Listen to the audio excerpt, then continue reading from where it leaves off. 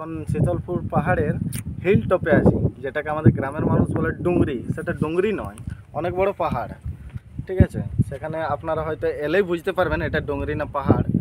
এখান থেকে অনেক কিছু দৃশ্য দেখা যাচ্ছে, যেটা আপনারা এলে পরে কি বলবো বুঝতে পারবেন যে এখান থেকে কি দেখা যাচ্ছে বা কি না।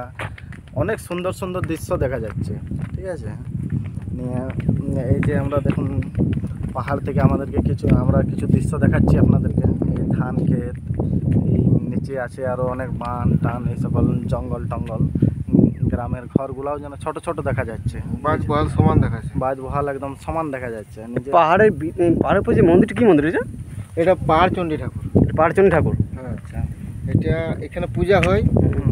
এটা পাহাড়চণ্ডী ঠাকুর। কোন সময় পূজা হয় এটা? এটা মকর সংক্রান্তির সময় পূজাটা হয়। আর মেলাও তো লাগে তো। হ্যাঁ, মেলা লাগে অনেকগুলো। ওই 108টা নাকি ঘোরা নিয়ে মেয়ে ছেলেদেরকে নিয়ে ওই পাহাড়ের মধ্যে জল ঢাই পূজা হয়।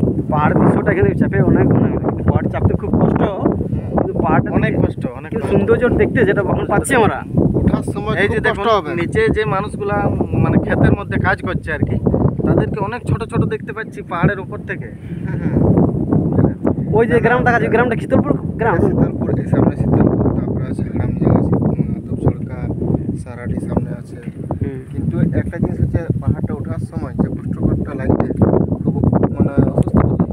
কিন্তু যখন আপনি উঠে যাবেন পুরা পাহাড়ে আপনি যে মানে কি বলবো সৌন্দর্য দেখে এবং যে ওয়েদারটা মানে হাওয়াটা যেটা পাবেন আপনি, সে দেখে আপনি বুঝতে পারবেন যে হ্যাঁ আমি উঠেছি, ঠিক আছে আমার কষ্ট হোক, কিন্তু এই উপর উঠে আপনি কষ্টটা পুরা আপনি বুঝতে পারবেন যে না হ্যাঁ। তো এই পাহাড়ের উপরে ক্ষেতগুলো ছোট ছোট লাগছে তো, অনেক খুব সুন্দর দৃশ্য।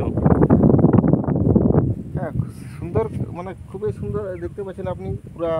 দেখুন আপনারা দেখতে পাচ্ছেন যে এখানে ধান